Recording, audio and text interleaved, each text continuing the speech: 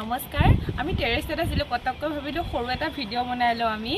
আৰু ভিডিঅ'টো হৈছে এজ এ ফ্ৰেছি মানে যোনে 12ৰ লগে লগে নিটটো এপিয়াৰ কৰে সিহঁতে কেনেকৈ প্ৰিপেয়াৰ কৰে কাৰণ মোৰ লগত আছে আজি ধৃতি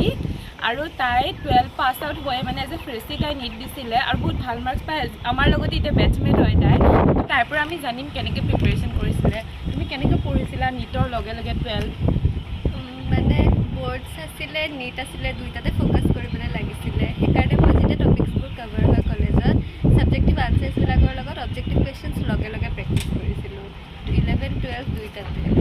আৰু মানে তোমাৰ এনেকুৱা হৈছিলে নেকি মানে ৰখি গৈছিলে কোৰ্ছ তেনেকুৱা হৈছিলে তেনেকুৱা হৈছিলে কাৰণ আমি ক'ভিড বেটছ আছিলোঁ 2020ত লকডাউন হৈ গৈছিলে 2020ত আমি 10 পাছ কৰি 11 গৈছিলোঁ তো আমাৰ মানে বন্ধ পৰি গৈছিলে আমাৰ কলেজ খুলিছিলে নৱেম্বৰত তো এপ্ৰিলৰ পৰা মানে অনলাইন ক্লাছ ষ্টাৰ্ট হৈছে নৱেম্বৰত কলেজ খুলিছে তো এপ্ৰিলৰ পৰা নৱেম্বৰলৈ গোটেই মান্থছখিনি মোৰ ৱেষ্ট হৈছে তেতিয়া মানে অবজেক্টিভ কাৰণ কি এটা বহুত ডাঙৰ জাম্প হয় ন 10ৰ পৰা 11লৈ পটককৈ মানে একো বুজা নাই চাইন্সটোতো সৰু সৰু পঢ়ি আছিলোঁ পটককৈ একো বুজা নাই ইমান পঢ়া নাছিলোঁ তেতিয়া মানে তেতিয়া ছাবজেক্টিভবোৰ অলপ চাওঁ তো সেইকাৰণে বহুত গেপ পৰি গৈছিলে পিছত ক্লাছ 12ত সেইটো ক'প আপ কৰিব লগা হ'ল অলপ কষ্ট হ'ল আৰু ভয় লাগিছিল মানে নেকি মানে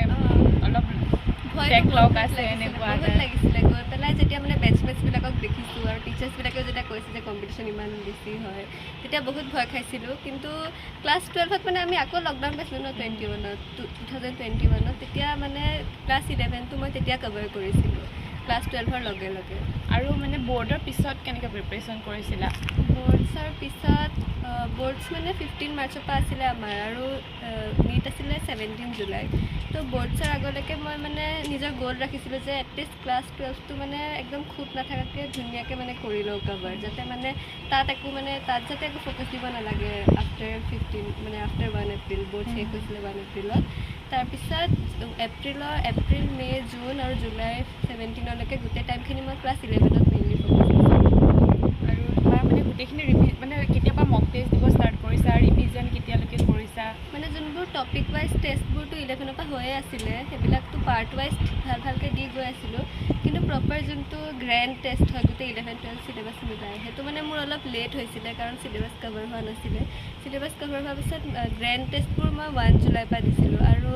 এক্সাম আছিলে 17 জুলাই তো গমটো পাইছা আৰু কেনেকুৱা অৱস্থা হ'ব মানুহ এটা তো তেতিয়া মোৰ বহুত কম মাৰ্কছৰ পৰা ষ্টাৰ্ট হৈছিলে ফাৰ্ষ্টতে কিবা মই 359 এনেকুৱা কিবা মাৰ্কছ পাইছিলোঁ আৰু বহুত পেনিক কৰিছিলোঁ কিন্তু পেনিক কৰা সেনেকুৱা কথা নাই তাৰপিছত 17 দিনটো যোনটো আছিলে তাতে মই গম আপ কৰি ল'লোঁ আৰু মানে তোমাৰ হায়েষ্ট কিমান আহিছে 17 দিনত যে এনে 600 প্লাছ গৈছিলে ন মক টেষ্টবিলাকত আৰু মানে এনেকুৱা সেইকেইদিনত কিমানখনমান পেপাৰ দিছা তুমি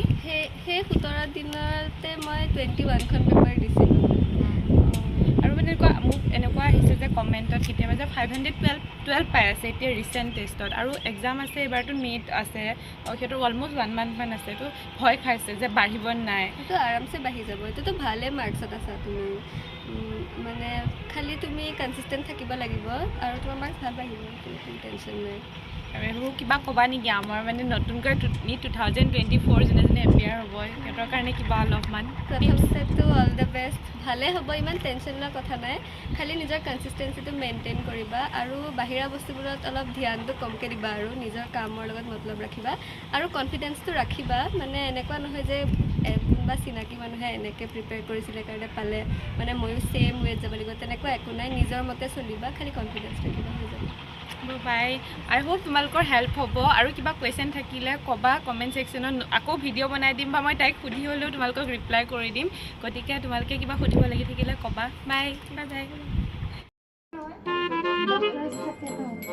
এফেক্ট কৰিব নালাগে আৰু